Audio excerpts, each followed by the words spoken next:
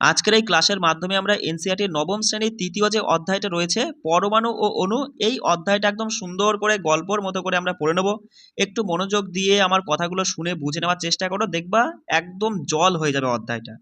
তা চলে আসো, দেখো পরমাণু ও অণু। দাদা পরমাণুই বা কি আর অণুই বা কি? দেখো আমরা আগের অধ্যায়ে পড়েছিলাম পদার্থ সম্পর্কে, যে পদার্থ হচ্ছে ক্ষুদ্র ক্ষুদ্র কণা দিয়ে তৈরি। এবার ওই এক একটা ক্ষুদ্র ক্ষুদ্র কণাকে আমরা যদি ভাঙতেই থাকি ভাঙতেই থাকি ভাঙতেই থাকি, এমন একটা সময় আসবে যে এমন একটা ক্ষুদ্র কণা পাবো যাকে আর ভাঙা যাবে না।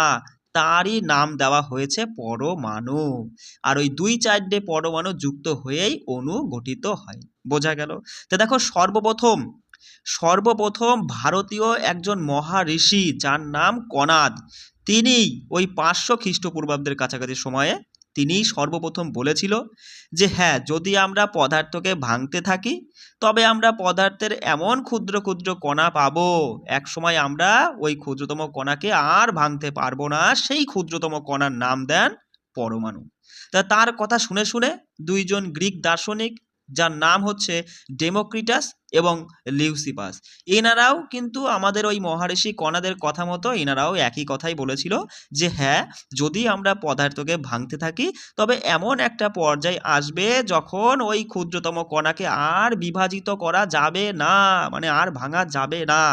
তারা মানে তিনারা ওই ক্ষুদ্রতম কণার নাম দেন পরমাণু নয়, অ্যাটম। মাথায় রাখবে যে গ্রিক দার্শনিক ডেমোক্রিটাস আর লিউসিপাস এনারা কিন্তু ওই ক্ষুদ্র ক্ষুদ্র ক্ষুদ্র ক্ষুদ্র কণাকে অ্যাটম বলে অভিহিত করেছিল, যার অর্থ হচ্ছে অবিভাজ্য। কেমন? তা দেখো, তা এই পরমাণু সম্পর্কে আরও অধ্যয়ন করার জন্য দুজন বিজ্ঞানী, একজনের নাম হচ্ছে ল্যাভোয়েশিয়ার, একজন জোসেফ প্রাউস্ট, এনারা দুজন দুটো সূত্রের কথা বলেছেন যে রাসায়নিক সংযুক্তিকরণের দুটি গুরুত্বপূর্ণ সূত্র প্রতিষ্ঠা করেন। একটা ছিল ভরের নিত্যতা সূত্র। একটা কি? এই ভরের নিত্যতা সূত্র। এই সূত্রটা কে দিয়েছিল? বিজ্ঞানী, মাথায় রাখবে, ল্যাভোয়েশিয়ার। কি বললাম? বিজ্ঞানী ল্যাভোয়েশিয়ার ভরের নিত্যতা সূত্রটা দিয়েছিলেন। আর তিনি বলেছিলেন যে কোনো রাসায়নিক বিক্রিয়ায় ভরকে সৃষ্টিও করা যাবে না, ভরকে ধ্বংসও করা যাবে না। কি বললাম? মাথায় থাকবে যে ভরের নিত্যতা সূত্রটি কার? বলবা বিজ্ঞানী ল্যাভোয়েশিয়ারের। আর ভরের নিত্যতা সূত্র অনুযায়ী কি বলেছিলেন তিনি? যে কোনো রাসায়নিক বিক্রিয়ায় ভরকে সৃষ্টিও করা যাবে না, ধ্বংসও করা যাবে না। সেটাই হচ্ছে ভরের নিত্যতা সূত্র। আর একটা সূত্র, স্থিরানুপাতের সূত্র। ভালো করে নামটা শোনো, স্থিরানুপাত। স্থির, স্থির অনুপাত, স্থিরানুপাত। এই স্থির অনুপাত বা স্থিরানুপাতের সূত্রটা দিয়েছিলেন বিজ্ঞানী জোসেফ প্রাউস্ট। তিনি বলেছিলেন যে তুমি যেখান থেকে খুশি যৌগ তোলো না কেন, সেই যৌগ সবসময় একটা নির্দিষ্ট স্থির অনুপাতে থাকবে, সেটাই হচ্ছে স্থির অনুপাত। বুঝলে না? দেখো, তুমি তোমার বাড়ি থেকে জল তুললে, জলের সংকেত কি? H2O। তাহলে এই জলের মধ্যে কি কি থাকে?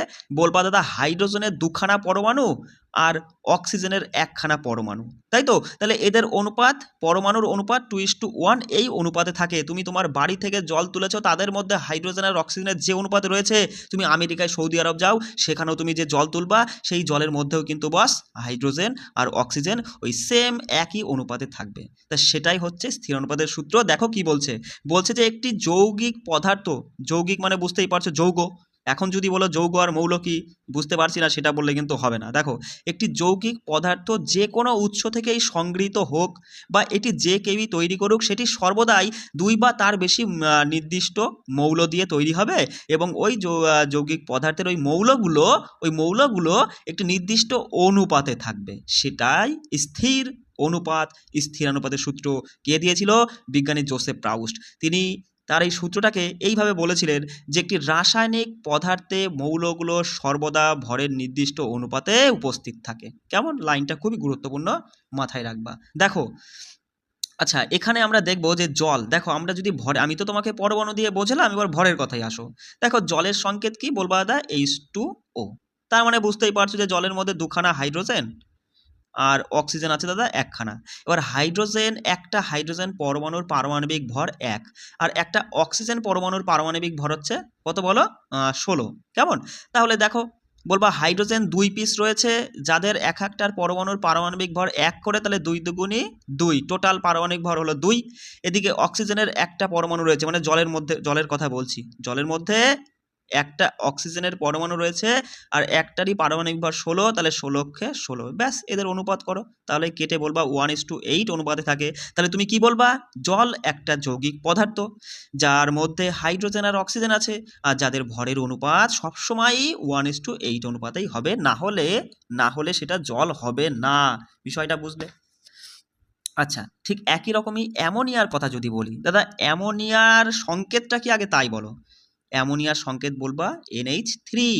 তাহলে বুঝতেই পারছো এখানে নাইট্রোজেন 1 পিস আর হাইড্রোজেনের পরমাণু 3 পিস রয়েছে, যেখানে একটা নাইট্রোজেন পরমাণুর পারমাণবিক ভর হচ্ছে 14, আর আমরা তো দেখলাম যে একটা হাইড্রোজেন পরমাণুর পারমাণবিক ভর হচ্ছে 1, তাহলে 14 14 3 3, 14:3। তাহলে বলবা যে অ্যামোনিয়ার মধ্যে নাইট্রোজেন আর হাইড্রোজেনের ভরের অনুপাত সর্বদাই 14:3 হতেই হবে, তবেই সেটা অ্যামোনিয়া হবে, না হলে দাদা হবে না।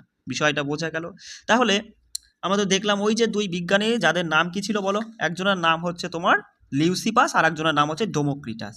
এনারা দুজনা কেবল বলেছিল যে হ্যাঁ, পদার্থ হচ্ছে ক্ষুদ্র ক্ষুদ্র কণা দিয়ে তৈরি, এই ক্ষুদ্র ক্ষুদ্র কণাকে মানে পদার্থের ক্ষুদ্র ক্ষুদ্র কণাকে যদি আমরা ভাঙতেই থাকি এমন এক ক্ষুদ্রতম কণা পাবো যখন আর ভাঙা যাবে না, তাকে তিনি অ্যাটম, দেখো গ্রিকরা কিন্তু কি বলেছিল, গ্রিকরা অ্যাটম বলেছিল, কিন্তু এই অ্যাটমকে পরমাণু নামে অভিহিত করেন বিজ্ঞানী জন ডাল্টন।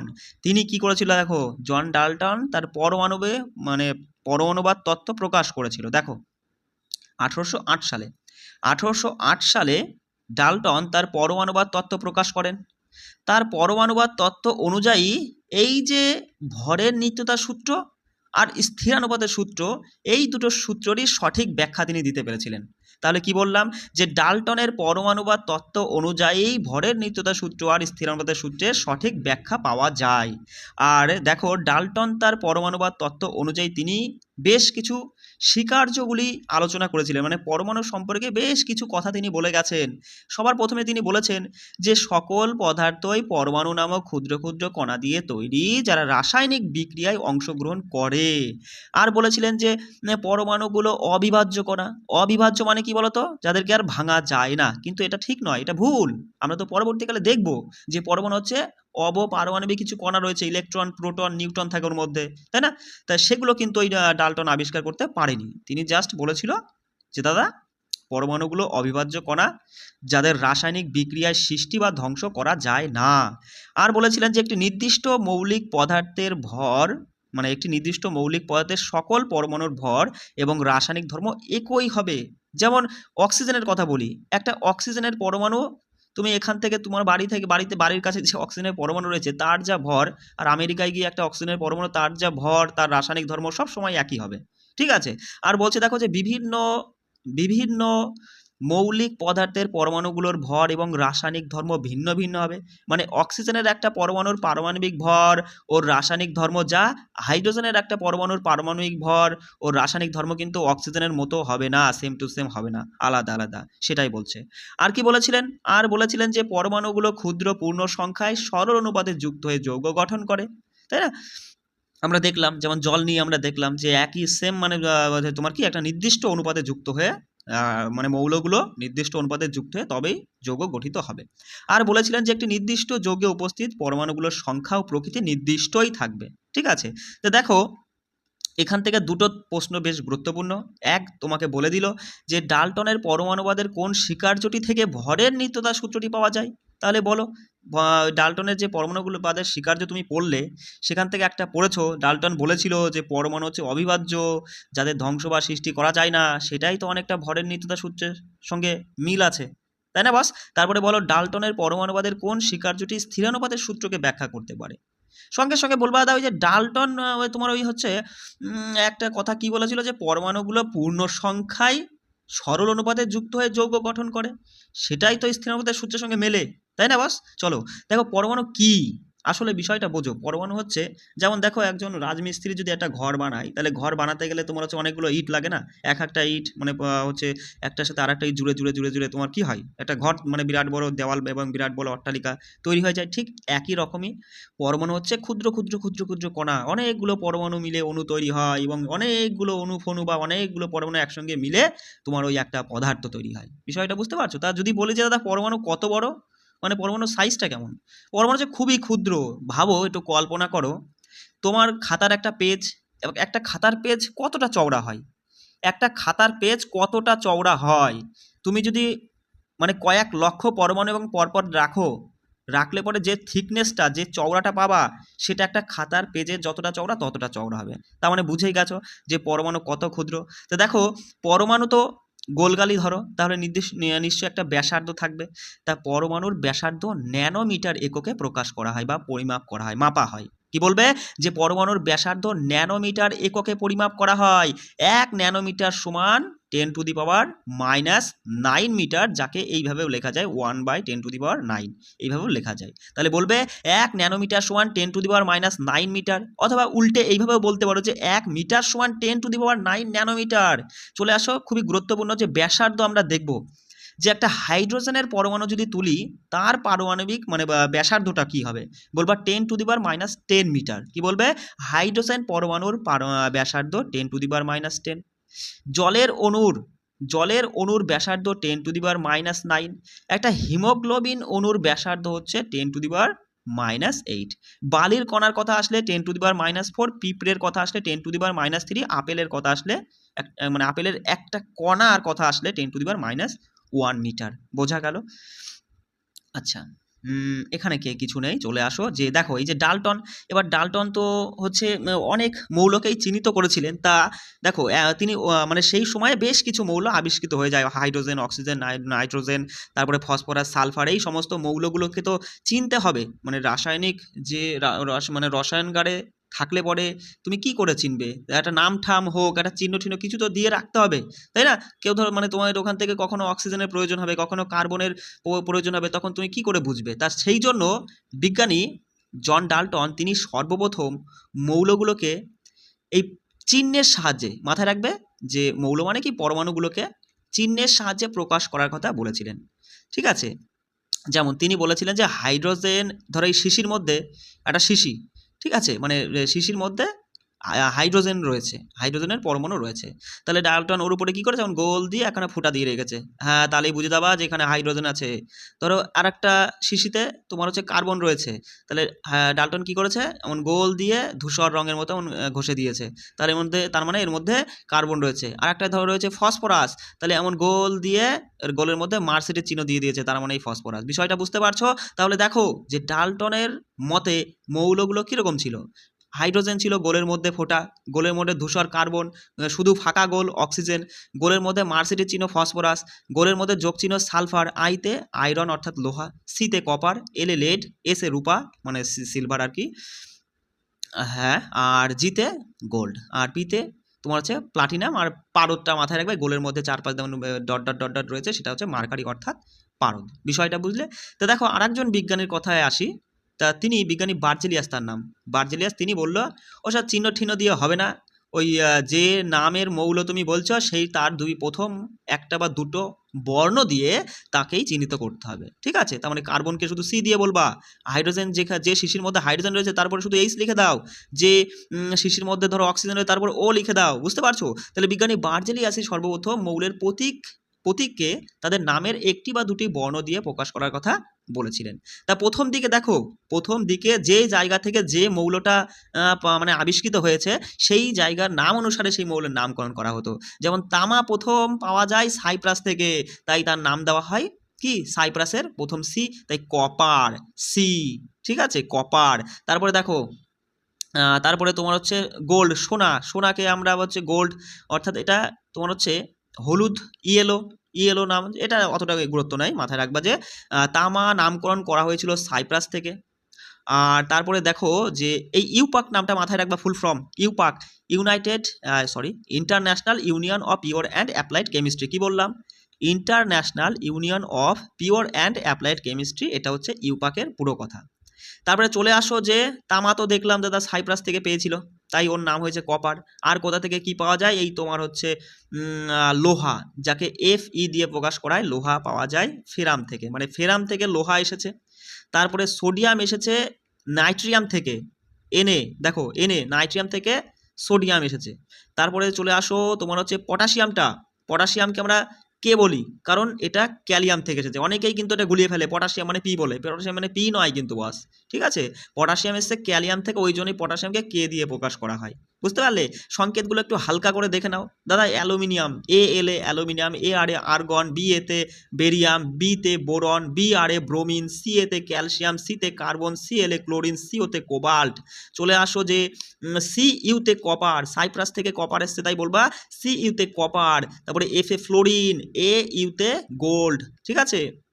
জিতে হাইড্রোজেন, আইতে আয়োডিন, এফ ইতে আয়রন, মানে এগুলো একটু দেখে নিও, ঠিক আছে। গুরুত্বপূর্ণের মধ্যে লেডটা দেখে নিও, লেড আর সোনা রূপা এগুলোই কিন্তু বেশিরভাগ পরীক্ষায় আসে, ঠিক আছে। লেড, সোনা রূপা এগুলো একটু দেখে নিও। চলে আসো তারপরে দেখো।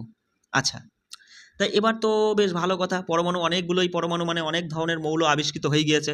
এবার মৌলগুলোকে তো একটা নির্দিষ্ট অনুপাতে মাপতে হবে, না মানে যৌগ যদি তৈরি করতে হয়, যদি যৌগ তৈরি করতে হয়, তাহলে আমরা পড়ে নিয়েছি যে নির্দিষ্ট অনুপাতে রাখতে হবে, তবেই না সেটা তোমার হচ্ছে যৌগ হবে। তাহলে নির্দিষ্ট অনুপাতে মেশাতে হবে, তাহলে আমরা তো মানে আমাদের মাপতে তো হবে, তাহলে আমরা কি করে মাপবো? সেই জন্যই কিন্তু তোমার দেখো সর্বপ্রথম অক্সিজেনের একটি পরমাণুর মানে 1/16 অংশকে একটা একক হিসাবে, মানে বাটখারা বলতে পারো, বাটখারা হিসাবে বাদ বাকি যা মৌল ছিল তাদেরকে মাপা হতো, ঠিক আছে। মানে শুরুর দিকেই এটা আর কি করা হয়েছিল। তাতে কি দেখা গিয়েছিল, কেন করা হয়েছিল? কারণ অক্সিজেনের মৌলগুলো কি অধিক মানে সংখ্যায় মৌলের সাথে অক্সিজেন বিক্রিয়া করতে পারে এবং যৌগ গঠন করতে পারে, সেই জন্য অক্সিজেন নেওয়া হয়েছিল আর কি। আর তোমার হচ্ছে অক্সিজেনের পারমাণবিক ভর এককটি ব্যবহার করলে পরে অধিক সংখ্যক মৌলের পারমাণবিক ভরের মান আর কি পূর্ণ সংখ্যায় পাওয়া যায়। যদি দশমিক ঠশমিক চলে আসে তাহলে হিসাব করতে একটু গরমিল হয়ে যাবে না, সেই জন্য কিন্তু তোমার হচ্ছে অক্সিজেনকে নেওয়া হয়েছিল। কিন্তু 1961 খ্রিস্টাব্দের দিকে পারমাণবিক ভর নির্ণয়ের জন্য কার্বনের সমস্থনিক, কার্বন মানে C12, এই সমস্থনিকটা বা এই আইসোটোপটা সবাই মানে সমস্ত বৈজ্ঞানিকরা এটাকে এই মানে এই সমস্থনিকটা বলছে হ্যাঁ এটাকেই বাটখারা করো, এটা সব থেকে সুবিধা হচ্ছে। কার্বন সবার সাথেই বিক্রিয়া করে, মানে বিক্রিয়া করে যৌগ তৈরি করে হচ্ছে কার্বনের সাথে সব। আর হচ্ছে দেখা গেল যে কার্বন সব মৌলের সাথে তোমার হচ্ছে বিক্রিয়া করার ফলে যে ভর পাচ্ছি সেটা পূর্ণ সংখ্যায় আসছে। সেই জন্য কিন্তু 1961 সালে সমস্ত বৈজ্ঞানিকরাই সিদ্ধান্ত নেয় যে হ্যাঁ কার্বন-12 এর আইসোটোপটাকেই তুমি হচ্ছে পারমাণবিক ভর একক বানিয়ে দাও, এর উপর ভিত্তি করেই সমস্ত মৌলের পারমাণবিক ভর প্রকাশ করা হবে। বিষয়টা বোঝো। মানে আমরা তো আগেকার যুগে কেমন ছিল, যখন একদম অনেক আগে চলে যাও তখনকার সময় কি ছিল না, মানে একটা নির্দিষ্ট পাথর মাথর নিয়ে এই পাথর অনুপাতে হচ্ছে মাপা হতো, ঠিক আছে। বাটখারার মতো আর কি করা হতো। যেমন দেখো এই তরমুজকে 12খানা ভাগ করা হলো, মানে কার্বন হচ্ছে তরমুজ, ঠিক আছে, 12টা ভাগ করে একটা ভাগকেই তোমার হচ্ছে বাটখারা হিসেবে ধরা হয়। এর উপরেই ভিত্তি করে যে কটা আপেল হবে সে কটা আপেল নিলে আপেল নাও, যে কটা লেবু হবে সে কটা লেবু নিলে লেবু নাও। বিষয়টা বুঝতে পারছো? মানে কার্বনের একটা সমস্থনিক আইসোটোপ 12 C12 এর উপর ভিত্তি করে কিন্তু বাদ বাকি যে সমস্ত মৌলগুলো ছিল তাদের ভর বার করা হতো। কেমন? আচ্ছা চলে আসো, দেখো এটা বেশ গুরুত্বপূর্ণ, ওপরে আর কিছু নেই। তা এই পারমাণবিক ভরগুলো আমাদের অবশ্যই মাথায় রাখতে হবে। বলো হাইড্রোজেনের পারমাণবিক ভর 1, বলবা হাইড্রোজেনের কত? 1, কার্বনের 12, নাইট্রোজেনের 14, অক্সিজেনের 16, সোডিয়ামের 23, ম্যাগনেসিয়ামের 24, সালফারের 32, ক্লোরিনের 35.5 আর ক্যালসিয়ামের 40। ক্যালসিয়ামের 40, আবারও বলছি বেশ গুরুত্বপূর্ণ কিন্তু এইগুলো মাথায় না থাকলে তুমি সাংকেতিক ভর এগুলো কিন্তু বার করতে পারবা না, ঠিক আছে। বলো হাইড্রোজেনের 1, কার্বনের 12, নাইট্রোজেনের 14, অক্সিজেনের 16, সোডিয়াম আর ম্যাগনেসিয়াম পরপর অর্থাৎ 23-24 হবে, সালফারের 32, ক্লোরিনের 35.5 আর ক্যালসিয়ামের 40। একদম ঠোঁটস্থ করে ফেলো। চলো, তা পরমাণুগুলো কিভাবে থাকে এবার সেটা আমরা দেখবো। দেখো তা পরমাণুগুলো, একটা পরমাণু তো একা থাকতে পারে না, তাই একসঙ্গে অনেকগুলো পরমাণু একসঙ্গে মিলে একটা তোমার হচ্ছে যৌগ গঠন করতে পারে, মানে একটা অণু তৈরি করে। বিষয়টা বোঝো। দেখো অণু হলো কি, বলবা যে দাদা অণু হলো 2 বা তার বেশি সংখ্যক পরমাণুর রাসায়নিক বন্ধন দ্বারা যুক্ত থাকে, অর্থাৎ আকর্ষণ বল দ্বারা একত্রে দৃঢ়ভাবে আবদ্ধ থাকে। বলতে পারো যে অণু হলো মৌল বা যৌগের ক্ষুদ্রতম কণা যার স্বাধীন সত্তা আছে এবং যা পদার্থটির সমস্ত ধর্ম প্রকাশ মানে সমস্ত ধর্মকে প্রকাশ করে, ঠিক আছে। মধ্যা কথা দাদা, 2 বা তার বেশি সংখ্যক পরমাণু একটা নির্দিষ্ট রাসায়নিক বন্ধনে নির্দিষ্ট অনুপাতে যুক্ত হয়েই কিন্তু অণু গঠন করে। বিষয়টা বুঝলে? এবার দেখো এই অণু কিন্তু 2 রকমের, কিছু আছে মৌলিক অণু, কিছু আছে যৌগিক অণু। মানে মৌলিক অণু কোনগুলো? দেখো অণু মানে তো আমরা কি বুঝলাম বলো? অণু মানে আমরা বুঝলাম যে 2 বা তার বেশি সংখ্যক পরমাণু থাকতে হবে, তাই না? এবার মৌলিক অণু কোনগুলো? দেখো মৌলিক অণু সেগুলোকেই বলবা যার মধ্যে কেবলমাত্র কি একই রকমের কি থাকে, একই রকমের পরমাণু থাকে। যেমন হিলিয়ামের কথায় আসো, হিলিয়ামের দেখবা শুধু He লেখা হয়, মানে এর মধ্যে একখানাই পরমাণু দিয়েই কিন্তু একটা মৌলিক অণু তৈরি হয়ে গেছে। আমি যদি অক্সিজেনের কথায় আসি, অক্সিজেন বলবো দাদা O2 অক্সিজেনের O2 মানে কি, অক্সিজেনের একটা অণুর মধ্যে তুমি বলবা দুখানা অক্সিজেনের পরমাণু রয়েছে, তাই না? মানে দুখানা কি অক্সিজেনেরই পরমাণু, কিন্তু অন্য কোনো অক্সিজেন একটা কার্বন একটা এরকম কিন্তু নয়, দুটোই অক্সিজেনের পরমাণু মিলেই কিন্তু তোমার মৌলিক অণু তৈরি হয়েছে। ওজনের ক্ষেত্রে আসো, দেখো ওজনের সংকেত হচ্ছে O3, মানে বলবা যে অক্সিজেনের 3টে পরমাণু মিলে তোমার তৈরি হয়ে গেল ওজন, যেটা এটাও কিন্তু একটা মৌলিক অণু, যার মধ্যে একই রকমের পরমাণু থাকবে, সেটাই হচ্ছে মৌলিক অণু। বিষয়টা বুঝলে কোনো সমস্যা? আচ্ছা দেখো, তা অণু গঠন করার জন্য প্রয়োজনীয় পরমাণুর সংখ্যাকে পদার্থটির পারমাণবিকতা বলে। মাথায় রাখবে যে অণু গঠন করার জন্য প্রয়োজনীয় পরমাণুর সংখ্যাকে পদার্থটির পারমাণবিকতা বলা হয়। আচ্ছা এবার দেখো যৌগিক অণুটা আমরা দেখে নেব, ঠিক আছে? 1 মিনিট, কোথায় গেল? এই তো যৌগিক অণু, তাই তো? দেখো যৌগিক অণু কি বলে? যৌগিক অণু বলে বিভিন্ন মৌলের পরমাণুগুলো নির্দিষ্ট অনুপাতে পরস্পরের সাথে যুক্ত হয়ে যৌগিক অণু গঠন করে। যেমন তোমার হচ্ছে ওই যে যৌগিক অণু, যেমন জলকে তুমি বলবা দাদা জল একটা যৌগিক অণু, কারণ জলের মধ্যে 2 রকমের পরমাণু রয়েছে, তারা একটা নির্দিষ্ট অনুপাতে পরস্পরের সাথে যুক্ত হয়েই ধরো অক্সিজেনের একটা পরমাণু আর 2টো হাইড্রোজেনের পরমাণু এইরকমভাবে একটা নির্দিষ্ট অনুপাতে যুক্ত হয়েই কিন্তু একটা যৌগিক অণু তৈরি হয়ে গেল, তাই না বস? মানে যৌগিক অণু মানে যার মধ্যে 2 বা তার বেশি সংখ্যক মৌল থাকবে, মানে আলাদা আলাদা ধরনের মৌল থাকবে। আর মৌলিক অণু মানে যার মধ্যে একই রকমের পরমাণু, সে একটাও দিয়েও হতে পারে, 2 4টে 5টা 6টা 10টা অনেকগুলো দিয়েও কিন্তু হতে পারে। বিষয়টা বুঝলে কোনো সমস্যা? আচ্ছা এবার এই পারমাণবিকতা কিন্তু দেখে নাও, খুব গুরুত্বপূর্ণ। যদি বলা হয় আর্গনের পারমাণবিকতা, আর্গন হচ্ছে 1 পারমাণবিক, মাথায় রাখবে আর্গন 1 পারমাণবিক। দেখো লেখা হয় না AR, কখনো কি AR2 AR3 এরকম দেওয়া হয় না, তাই না? তাই বলবা যে আর্গন হচ্ছে 1 পারমাণবিক। আচ্ছা তারপরে দেখো হিলিয়াম, তুমি হিলিয়াম কেমন লেখো? He লেখো। হিলিয়াম এখানে কি 2 দাও না, তাহলে বলবা হিলিয়ামও 1 পারমাণবিক। অক্সিজেন, হাইড্রোজেন, নাইট্রোজেন, ক্লোরিন এগুলো সবই কিন্তু দ্বিপারমাণবিক, কারণ অক্সিজেন লেখার সময় O2, হাইড্রোজেন লেখার সময় H2, নাইট্রোজেন লেখার সময় N2, ক্লোরিন লেখার সময় Cl2। বিষয়টা বুঝতে পারলে তাই বলবো এদেরকে কি বলা হয়? দ্বিপারমাণবিক অণু বলা হয়। আচ্ছা ফসফরাস আর সালফারটা দেখো, ফসফরাস হচ্ছে 4 পারমাণবিক। ফসফরাস কি বলবা দা? ফসফরাস 4 পারমাণবিক। আর পি ফর ফসফরাস কিন্তু, কেমন? আর দেখো আর তোমার হচ্ছে সালফার হচ্ছে বহু পারমাণবিক বলা হয়েছে, কখনো এটা 7ও হয়, কখনো এটা 8ও হয়, S8, ওই জন্য কিন্তু সালফার হচ্ছে বহু পারমাণবিক। ঠিক আছে, যৌগিক অণু সম্পর্কে দেখেছি। এবার দেখো যৌগিক অণু একটু দেখে নাও, ওই যে জলের কথা বললাম, তাই না? অ্যামোনিয়া, তারপরে হচ্ছে তোমার কার্বন ডাইঅক্সাইড, এগুলো সবই তো যৌগিক অণু, যার মধ্যে এই যে অক্সিজেনের মধ্যে কি থাকে বলবা? হাইড্রোজেনের অক্সিজেন, জলের মধ্যে হাইড্রোজেন আর অক্সিজেন থাকে, অ্যামোনিয়ার মধ্যে নাইট্রোজেন আর হাইড্রোজেন থাকে, কার্বন ডাইঅক্সাইডের মধ্যে কার্বন আর অক্সিজেন থাকে, আর এরা এই অনুপাতেই যুক্ত থাকে। এইগুলো মুখস্থ করতে হবে না যদি তুমি পারমাণবিক ভরগুলো মুখস্থ করে না। দেখো কার্বন ডাইঅক্সাইড বলো কার্বন ডাইঅক্সাইড এই অনুপাতে তুমি কি করে বার করবা? বলবা কার্বন ডাইঅক্সাইড, কার্বন আর অক্সিজেন, অর্থাৎ সংকেত কি আগে সেটা বার করো, CO2। তার মানে কার্বন দাদা 1 পিস, অক্সিজেন 2 পিস, কার্বনের হচ্ছে 12, অক্সিজেনের 16, 12 অক্ষে 12, 16 দুগুণে 32। একটু ঝাড়ো, 6 দিয়ে কাটো, 6 দিয়ে কাটলে বলবা 6 দিয়ে তো যাবে না, 1 মিনিট, 4 দিয়ে কাটো, 3 4 12, 4টা 32, 3:8 অনুপাতে। এগুলো মুখস্থ করতে হয় না, ঠিক আছে, শুধু পারমাণবিক ভরটা মাথায় রাখবে। আচ্ছা দেখো পরমাণুর কথা তো আমরা আগেই জেনেছি, তাই না? যে জলের মধ্যে পরমাণু 2:1 এই অনুপাতেই থাকে, ভর এবং হচ্ছে তোমার ভরের অনুপাত বার করতে বলো অথবা পরমাণুর অনুপাত আমরা আগেই দেখেছি। আয়ন কি আমরা এবার সেটা দেখবো। দেখো বলছে ধাতু ও অধাতুর সমন্বয়ে গঠিত যৌগের মধ্যে তড়িৎগ্রস্ত কণা থাকে। কি বলছে ভালো করে শোনো, যে ধাতু ও অধাতুর সমন্বয়ে যে যৌগটা তৈরি হচ্ছে তার মধ্যে তড়িৎগ্রস্ত কণা থাকে, এমন কণা যে কি না কি করতে পারে? চার্জ উৎপন্ন করতে পারে, চার্জ, তড়িৎ। ঠিক আছে, এই তড়িৎগ্রস্ত কণার নামই দেওয়া হয়েছে আয়ন। আচ্ছা তাহলে তুমি আমায় একটা জিনিস বলো তো, এমন একটা যৌগের নাম বলো যার মধ্যে ধাতু অধাতু দুটোই আছে। সঙ্গে সঙ্গে বলে দিলা সোডিয়াম ক্লোরাইডের কথা বলো দাদা, NaCl, সোডিয়াম আর ক্লোরিন। সোডিয়াম তো একটা ধাতু, সোডিয়াম হচ্ছে একটা ধাতু, আর ক্লোরিন একটা অধাতু। তাহলে এই ধাতু আর অধাতু যুক্ত হয়েই কিন্তু একটা কি তৈরি হয়ে গেল? তোমার হচ্ছে মানে এটা একটা যৌগ তৈরি হচ্ছে।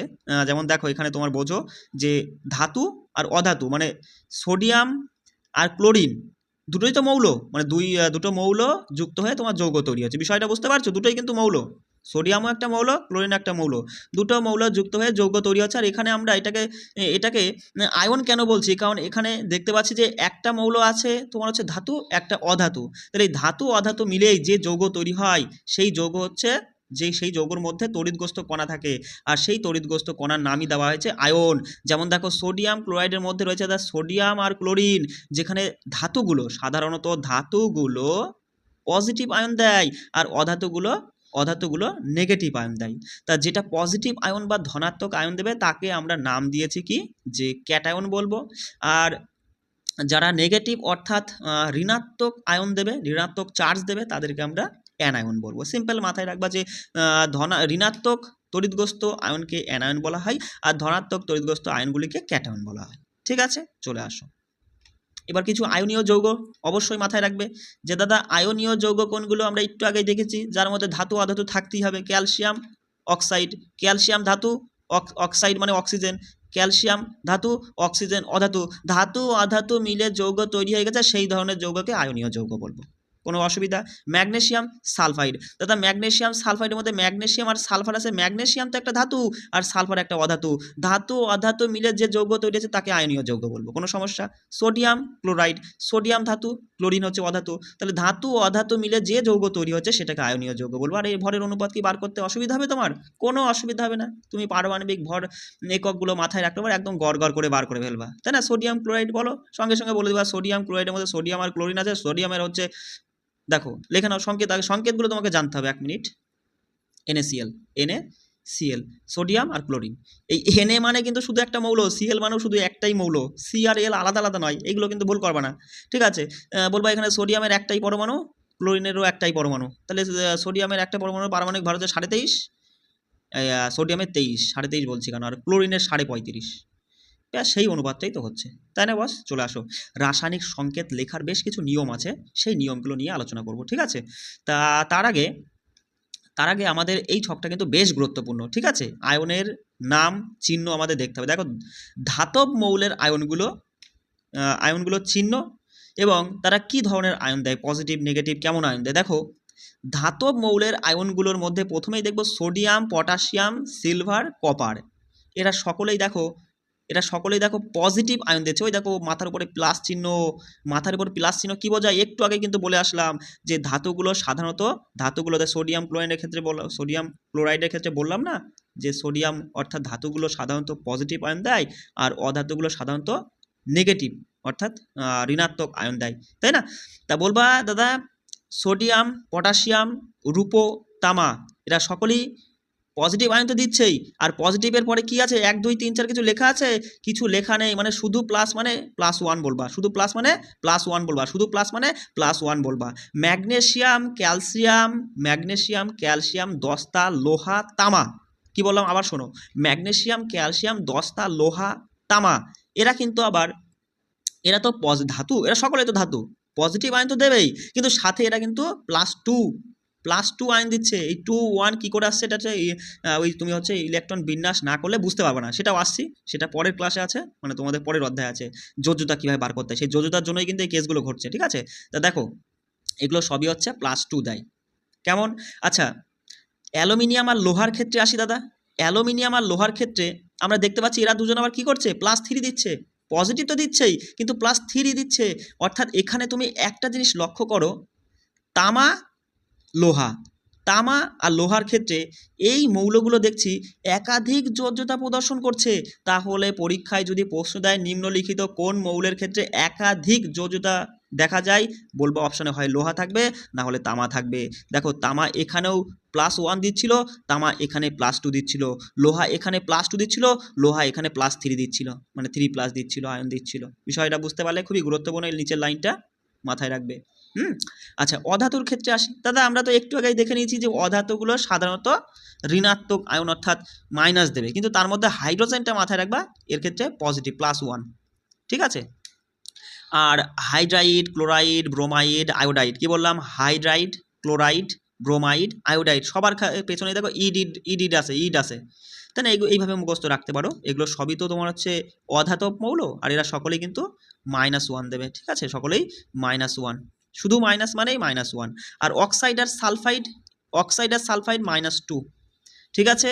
আর নাইট্রাইড এটা খুব গুরুত্বপূর্ণ, নাইট্রাইড হচ্ছে -3 চার্জ অর্থাৎ আয়ন দেয়, নাইট্রাইড হচ্ছে -3। কেমন? এবার চলে আসো বহু পারমাণবিক আয়ন, খুব গুরুত্বপূর্ণ, মাথায় রাখবে বহু পারমাণবিক আয়নের মধ্যে তোমার হচ্ছে অ্যামোনিয়াম, আর অ্যামোনিয়াম হচ্ছে প্লাস দিচ্ছে, অ্যামোনিয়াম +1 দেয়, অ্যামোনিয়াম +1, হাইড্রক্সাইড আর তোমার হচ্ছে নাইট্রেট, তারপরে হাইড্রোজেন কার্বনেট, এরা তিনজন এরাও কিন্তু -1 দেবে, -1 দেবে। কি তোমার হচ্ছে হাইড্রক্সাইড, নাইট্রেট, হাইড্রোজেন কার্বনেট, ঠিক আছে?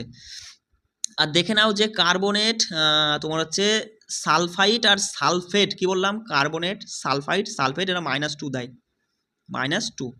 আর ফসফেট বেশ গুরুত্বপূর্ণ, -3, ফসফেটের ক্ষেত্রে -3। এবার কথা হচ্ছে দাদা, পরীক্ষায় ধরো দিয়ে দিল নিম্নলিখিত কোনটি বহু পারমাণবিক আয়ন, কি করে মাথায় রাখবা? যাদের শেষে দেখবা নেট আছে, আছে, যাদের শেষে আছে, দুটো শুধু মাথায় রাখবা, অ্যামোনিয়াম আর হাইড্রক্সাইড, এই দুটো বহু পারমাণবিক আয়ন। আর বাকিগুলো দেখবা সবার সাথে nitrate, hydrogen carbonate, carbonate, sulphide, sulphate, phosphate, দেখে বলবা এগুলো সবই কিন্তু বহু পারমাণবিক আয়ন। আর অধাতব মৌলগুলো যদি বলে যে নিম্নলিখিত কোনটি অধাতব মৌল নয়, তাহলে তুমি শুধু একটা মাথায় রাখবা, হাইড্রোজেন তো অধাতব মৌল, আর বাকি কোনগুলো অধাতব মৌল হবে? যাদের শেষে আছে, hydride, chloride, bromide, iodide, oxide, sulphide, nitride. আর যদি বলে যে কোনটা ধাতব মৌলের আয়ন, সেগুলো তো বুঝতেই পারছে, সোডিয়াম, পটাশিয়াম, রূপা, তামা, ক্যালসিয়াম, ম্যাগনেসিয়াম, দস্তা, লোহা, ঠিক আছে? চলে আসো, এবার ওই যে চলে আসি যে রাসায়নিক সংকেত তুমি কিভাবে লিখতে পারবে, তার জন্য তোমাকে কি করতে হবে? দেখো, প্রথমেই রাসায়নিক সংকেত লিখতে গেলে প্রথমেই তোমাকে আয়নের যোজ্যতা বা আধানের সমতা বিধান করতে হবে। মাথায় রাখবে যে আয়নের যোজ্যতা বা আধানের সমতা বিধান করতে হবে। তার সাথে কি এটা মাথায় রাখতে হবে যে ধাতু এবং অধাতুর সমন্বয়ে গঠিত যে যৌগটার সংকেত তুমি লিখতে যাচ্ছ, সর্বপ্রথমে ধাতুর চিহ্নটাকে আগে লিখতে হবে, তারপরে তোমার অধাতুর চিহ্ন দিতে হবে। যেমন আমি বললাম একটু আগে যে সোডিয়াম ক্লোরাইড, NaCl, তাহলে সোডিয়াম ক্লোরাইডের যে সংকেতটা আমি লিখলাম, আমি কিন্তু প্রথমে ধাতুর এর মধ্যে মানে সোডিয়াম ক্লোরাইডের মধ্যে ধাতুকে, সোডিয়াম ধাতু, তার সংকেতটা আগে লিখেছি, তারপরে যে অধাতু সেটা কিন্তু তার পরে লিখেছি। তাহলে মাথায় রাখবে আয়নের যোজ্যতা বা আধানের সমতা বিধান করতে হবে। ধাতু এবং অধাতুর সমন্বয়ে যদি যৌগ হয়, তাহলে সেই যৌগের চিহ্ন লেখার সময় আমাদের প্রথমে ধাতুর চিহ্নকে আগে লিখতে হবে, তারপর অধাতুর চিহ্ন। আর একটা জিনিস আমাদের মাথায় রাখতে হবে যে যখন এমন একটা সংকেত লিখছি যেখানে বহু পারমাণবিক আয়ন নিয়ে যৌগ গঠিত হয়েছে, সেক্ষেত্রে আমাদের ওই সংকেত লেখার সময় বহু পারমাণবিক আয়নের সংকেতটি বন্ধনীর মধ্যে লিখে বন্ধনের বাইরে উপস্থিত আয়নের সংখ্যাটা লিখতে হবে। এই যেমন এখানে দেখো MgO2 H2, এইভাবে লিখলে হবে না। যেখানে অক্সিজেনের দুটো, হাইড্রোজেনের দুটো, তাহলে আমাকে এটা এইভাবে লিখতে হবে, Mg ব্র্যাকেটের মধ্যে OH লিখে এবার নিচে ♦2 দিয়ে দাও। বিষয়টা বুঝতে পারলে এইটাই হচ্ছে সঠিক নিয়ম। চলে আসো এবার কিছু গুরুত্বপূর্ণ তোমার হচ্ছে সংকেত মাথায় রাখ, এগুলো তো পারবে। এর মধ্যে যেটা গুরুত্বপূর্ণ, এই যে কার্বন টেট্রাক্লোরাইডের সংকেতটা একটু মাথায় রাখো, CCl4 কার্বন টেট্রাক্লোরাইড গুরুত্বপূর্ণ। ম্যাগনেসিয়াম ক্লোরাইড পারবে। অ্যালুমিনিয়াম অক্সাইড অতটা গুরুত্বপূর্ণ নয়। চলে আসো এখানে গুরুত্বপূর্ণ, দেখো এইটা কিন্তু গুরুত্বপূর্ণ, এটা দেখে নাও যে তোমার হচ্ছে অ্যামোনিয়াম সালফেট, এটা কিন্তু এই সংকেতটা গুরুত্বপূর্ণ। অ্যামোনিয়াম সালফেটের সংকেত কি? NH4 × 2SO4, কি বললাম? NH4 × 2SO4, এটা মাথায় রাখবে। আর মাথায় রাখবে হচ্ছে এইটা Al2SO4 × 3, এইভাবে বলতে পারো যে Al2SO4 × 3, এটা হচ্ছে অ্যালুমিনিয়াম সালফেট। ওটা অ্যামোনিয়াম সালফেট ছিল, আর এটা হচ্ছে অ্যালুমিনিয়াম। অ্যামোনিয়াম আর অ্যালুমিনিয়াম আলাদা বস, ভালো করে দেখো এটা কি ছিল, এই যে এটা ছিল অ্যামোনিয়াম, ঠিক আছে? NH4 × 2SO4, এটা হচ্ছে অ্যামোনিয়াম সালফেট। আর এটা হচ্ছে, দেখো এটা হচ্ছে Al2SO4 × 3, এটা হচ্ছে অ্যালুমিনিয়াম সালফেট। এই দুটো কিন্তু বেশ গুরুত্বপূর্ণ, এই দুটোই সবসময় পরীক্ষায় আসে। আচ্ছা, এবার চলে আসো যে আণবিক ভর বিষয়টা কি, দেখো তা বলবা দাদা, পদার্থের একটি অণুতে উপস্থিত সব পরমাণুর পারমাণবিক ভরগুলো যদি যোগ করো, তাহলে তুমি যেটা পাবা সেটাই হচ্ছে আণবিক ভর। কি বললাম? সিম্পল ব্যাপার।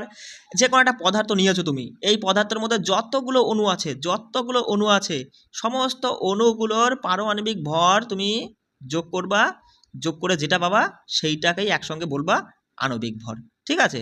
আর এই পারমাণবিক ভরকে ইউ দিয়ে প্রকাশ করা হয়, কেমন, ইউ চিহ্ন দ্বারা, ইউনিফাইড মাস অর্থাৎ ইউ চিহ্ন দ্বারা প্রকাশ করা হয়।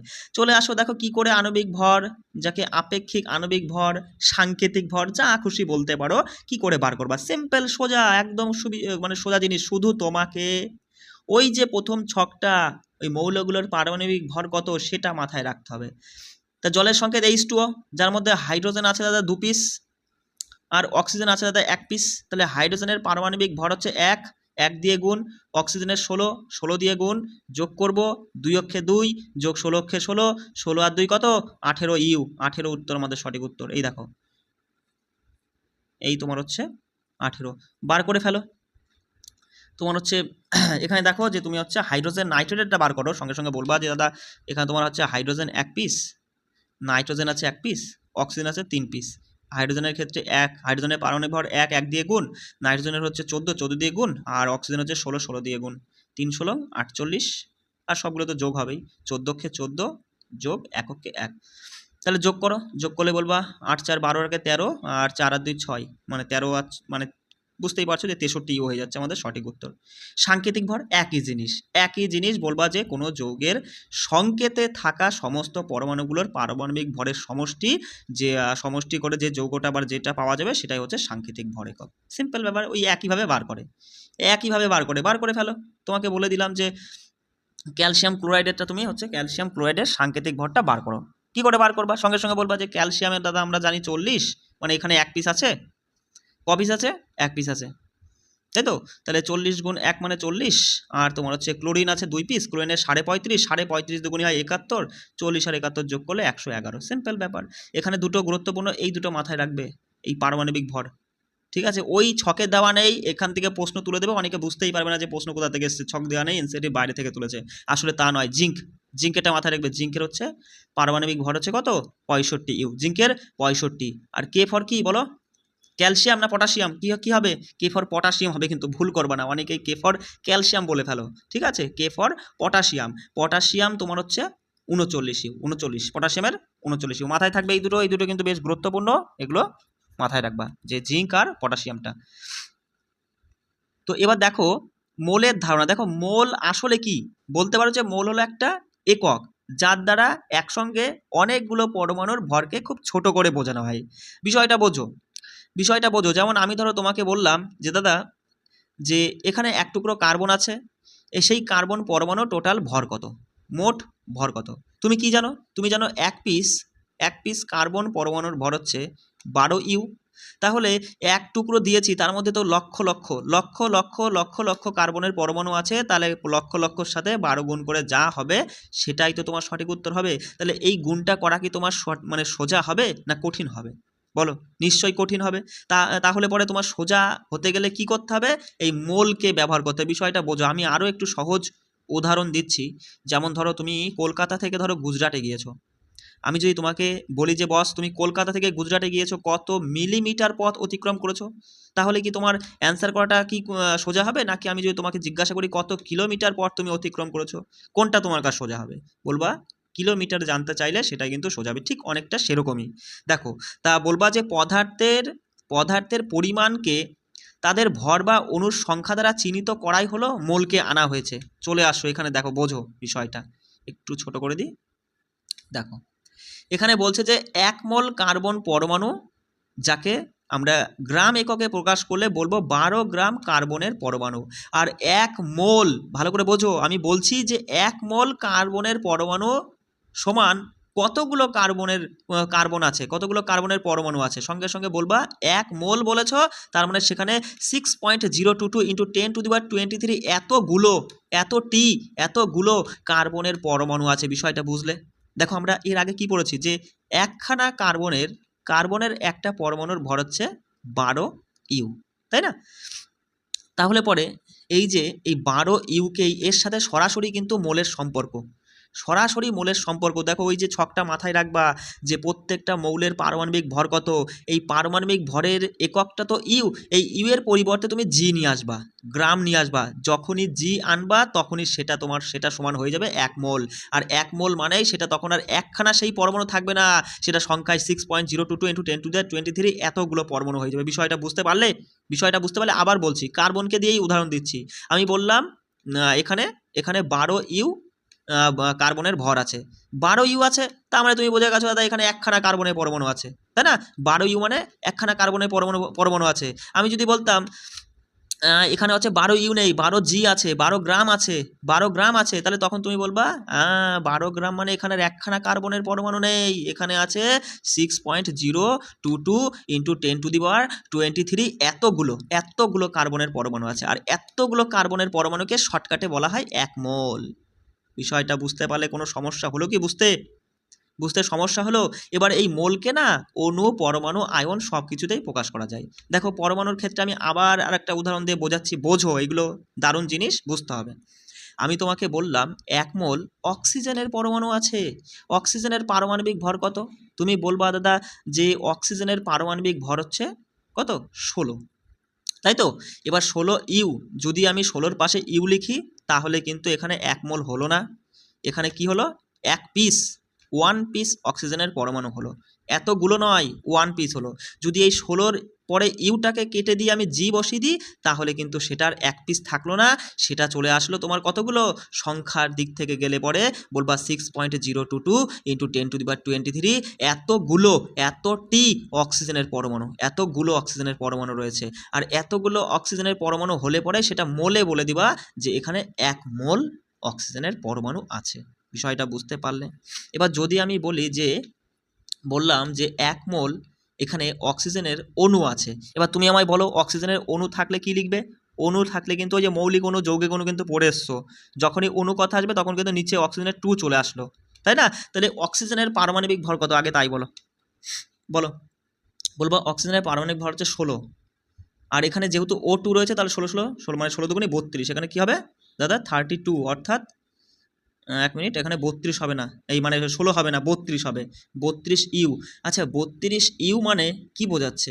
32 ইউ মানে বোঝাচ্ছে এখানে দুখানা, এখানে 2 পিস অক্সিজেনের পরমাণু আছে, এখানে কপিস? 2 পিস অক্সিজেনের পরমাণু আছে।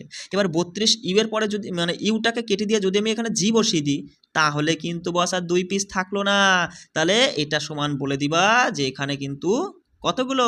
তুমি বলবা যে 6.022 × 10⁻23 এতগুলো অক্সিজেনের পরমাণু নয়, অণু।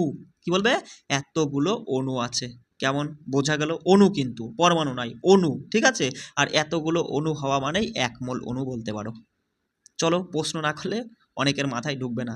তাই এখানে কিছু তথ্য একটু হালকা করে দেখে নাও যে কোনো পদার্থের 1 মোলে উপস্থিত কণার পরমাণু, অণু বা আয়ন যাই বলো না কেন সেটা সংখ্যায় দিয়ে ধরতে গেলে হবে তোমার 6.022 × 10⁻23 এত হবে।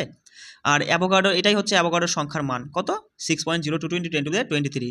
আর অ্যাভোগাড্রোর সংখ্যার মানকে এই চিহ্ন দিয়ে প্রকাশ করা হয়, এনের নিচে গোল, ঠিক আছে? মাথায় রাখবা। বলো তো 1 ডজন মানে কয়টি? বলবা দাদা 1 ডজন মানে 12টি, 1 গ্রস মানে 144টি, মাথায় রেখো 1 গ্রস মানে 144টি। দেখো 1 মোল পরিমাণ কোনো বস্তুর ভর গ্রাম এককে বস্তুটির পারমাণবিক বা আণবিক ভরের সমান হয়। কি বললাম? 1 মোল পরিমাণ কোনো বস্তুর ভর গ্রাম এককে বস্তুটির পারমাণবিক বা আণবিক ভরের সমান হয়। চলো এখানে দেখে নাও, এই তথ্যগুলো একটু হালকা করে পড়ে নাও যে হাইড্রোজেনের পারমাণবিক ভর হচ্ছে 1 ইউ, 1 ইউ কিন্তু, তার মানে এখানে 1 পিস হাইড্রোজেনের পরমাণু আছে, 1 পিস হাইড্রোজেনের পরমাণু আছে যার পারমাণবিক ভর 1 ইউ। আর হাইড্রোজেনের গ্রাম পারমাণবিক ভর হচ্ছে 1 গ্রাম, 1 গ্রাম। আর 1 ইউ হাইড্রোজেনকে কেবলমাত্র একটি হাইড্রোজেনের পরমাণু থাকে। আর যদি আমরা 1 গ্রাম বলি সেখানে কিন্তু আর একটা হাইড্রোজেনের পরমাণু থাকবে না, সেখানে হয়ে যাবে 6.022 × 10⁻23 এতগুলো হাইড্রোজেনের পরমাণু। আর এতগুলো হাইড্রোজেনের পরমাণু মানে 1 মোল, এইটাই আর কি। চলো, প্রশ্ন না করলে তোমার মাথায় ঢুকবে না, হয়তো তোমাকে বোঝাতে পারছি না, ঠিক আছে? দেখো এটা একটু জেনে নাও যে 1 মোল সমান তো দেখলে এত। আর এই মোল শব্দটি 1896 খ্রিস্টাব্দের সময় বিজ্ঞানী উইলিয়াম ওসওয়াল্ড প্রথম ব্যবহার শুরু করেছিল, আর যার অর্থ কি? স্তূপ বা গাদা, ঠিক আছে? ল্যাটিন ভাষায় স্তূপ বা গাদা থেকেই মোল কথাটি প্রবর্তিত হয়, স্তূপ বা গাদা থেকে, মাথায় রেখো। চলে আসো, প্রশ্ন করো, মাথায় ঢুকতে বাধ্য, ঢুকিয়েই ছাড়বো। দেখো এখানে কি বলেছে 12 গ্রাম হিলিয়ামকে তোমার এটা ভর আছে, ভর থেকে মোলে নির্ণয় করতে বলেছে। তিনটে জিনিস আছে, তিনটে জিনিস কি কি ভালো করে বলছি শোনো। এক তো সংখ্যা, 2 হচ্ছে গ্রাম, আর 3 হচ্ছে মোল। কি বললাম? মোল। সংখ্যা, গ্রাম, ভর, এটা গ্রাম বা ভর, ঠিক আছে, গ্রাম ভর, আর দিকে মোল রয়েছে। এবার কার কথা বলছি? হিলিয়ামের কথা বলছি। এইচই বলো, হিলিয়ামের পারমাণবিক ভর কি বলেছ?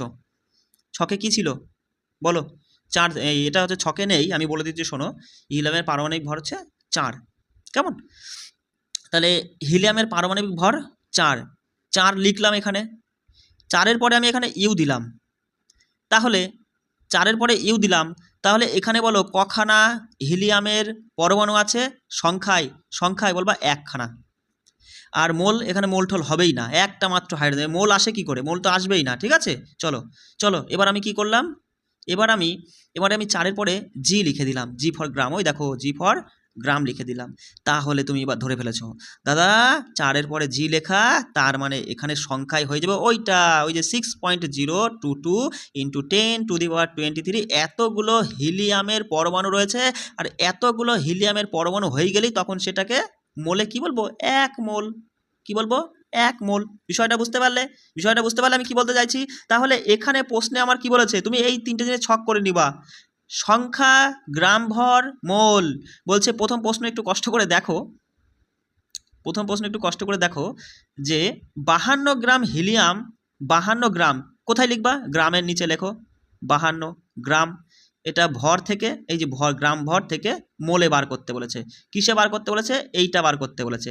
তুমি বলো 4G, মানে হিলিয়ামের তো 4G হয়, ওই ইউকেই জি বানিয়ে দেবা।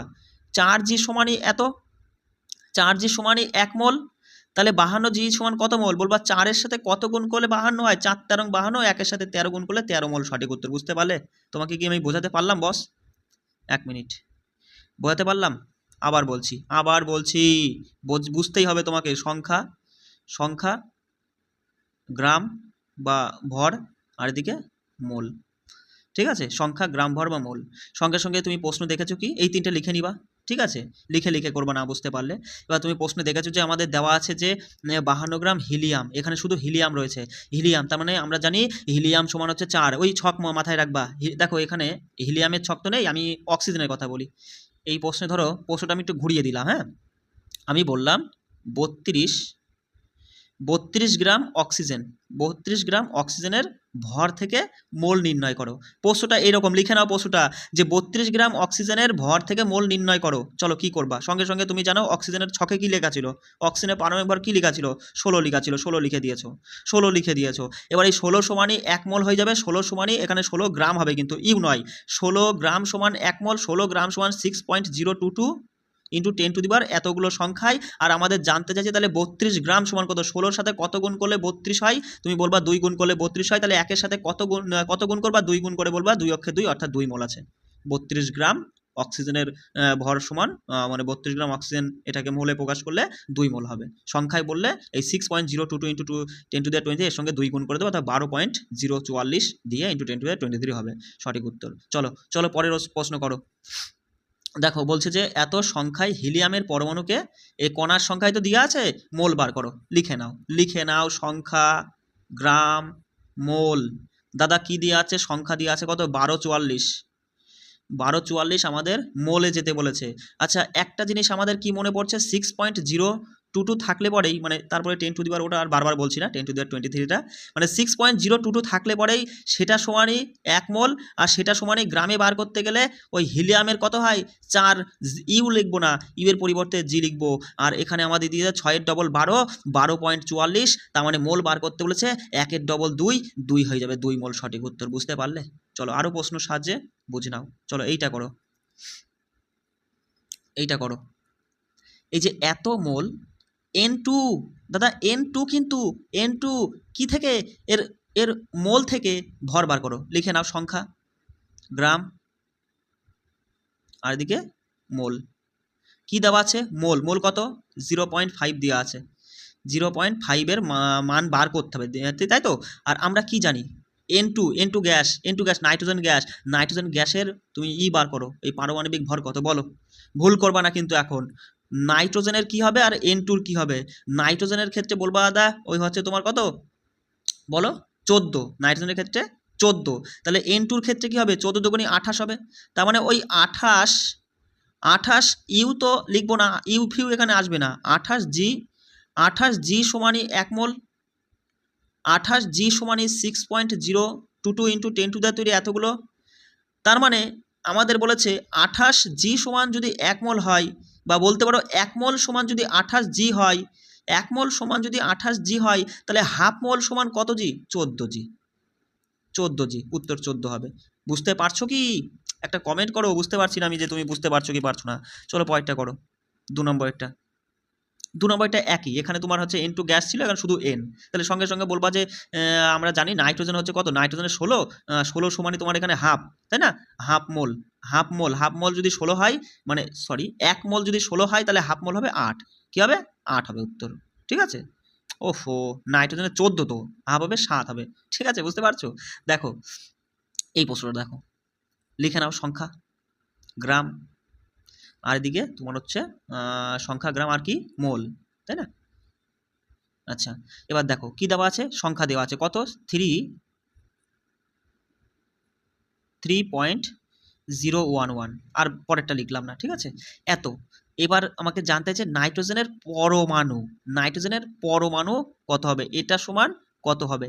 আমরা একটু মনে করতে পারছি যে যদি 6.022 ইন্টু 10⁻23 থাকতো সংখ্যায়, তাহলে সেটা সমান নাইট্রোজেনের পরমাণু কত হতো? সেটা সমান নাইট্রোজেনের পরমাণু 14 হতো। এই মোলে আমাদের ওদিকে যাব না, ওদিকে নিয়ে খেলা নেই, তাই না? তাহলে 6.022 সংখ্যায় থাকলে 14 গ্রাম হতো, তাহলে এইটা সমান কি হবে দাদা? এইটা দেখতে পাচ্ছি ওই 6.022 অর্ধেক, তাহলে 14 অর্ধেক দাদা 7, উত্তর আমাদের হয়ে যাবে। বোঝাতে পারছি কি তোমাকে? চলে আসো এখান থেকে, আর কোনটা করবো বলো? আর প্রশ্ন নেই, এই যে এইটা করি চলো। 46 গ্রাম সোডিয়াম পরমাণুর ভর থেকে হচ্ছে পারমাণবিক সংখ্যা, আগে লিখে নাও সংখ্যা হচ্ছে গ্রাম, আর এদিকে তোমার হচ্ছে কি বলো মোল, তাই তো? তাহলে বলবা যে দাদা কি দেওয়া আছে প্রশ্নে, 46 গ্রাম দেওয়া আছে, 46 গ্রাম সমান আমাদের কি সংখ্যা বার করতে বলেছে এইটা, তাই না? আমরা কি জানি? আমরা জানি সোডিয়ামের ক্ষেত্রে সোডিয়ামের পারমাণবিক ভর ছকে মনে করো 23, তার মানে 23 যেহেতু পেয়েছি, 23 সমানই 1 মোল, এদিকে আমি যাচ্ছি না, লাগবে না, তবু বলে দিচ্ছি 23 সমান 1 মোল, 23 সমানই মানে 23G সমানই বলবা 6.022 ইন্টু 10⁻23, তাহলে 23 সমান যদি সংখ্যায় এটা হয়, তাহলে 46 সমান সংখ্যায় কোনটা হবে? দেখো 23-এর দ্বিগুণ 46, তাহলে এর দ্বিগুণ করে দাও, বলো এর দ্বিগুণ কি হবে?